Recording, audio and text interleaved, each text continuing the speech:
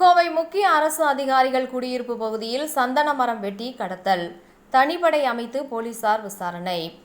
Kovai racecourse பகுதியில் ஆட்சியர் முகாம் அலுவலகம் உள்ளிட்ட அரசு அதிகாரிகளின் குடியிருப்புகளுக்கு மத்தியில் இருந்த சந்தன மரத்தை மர்ம நபர்கள் வெட்டி கடத்தியுள்ளனர்.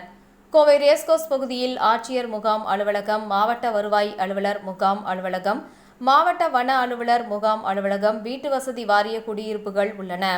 அப்பகுதியை சுற்றிலும் சந்தன மரங்கள் ஆங்காங்கே வளர்க்கப்படுகின்றன. இந்நிலையில் இக்குடியிருப்புகளுக்கு மைய பகுதியில் இருந்த சந்தன மரம் ஒன்று இரவு மர்ம நபர்களால் வெட்டி கடத்தப்பட்டது. தகவல் அறிந்து சம்பவ இடத்திற்கு விரைந்து சென்ற ரேஸ்கோர்ஸ் போலீசார் இது தொடர்பாக விசாரணை நடத்தி வருகின்றனர். இப்பகுதியில் சந்தன மரம் வெட்டி கடத்தப்படுவது இது முதல் முறையல்ல. ஏற்கனவே சில நாட்களுக்கு முன்பு அங்கு சந்தன மரம் ஒன்று வெட்டி கடத்தப்பட்டதும் குறிப்பிடத்தக்கது.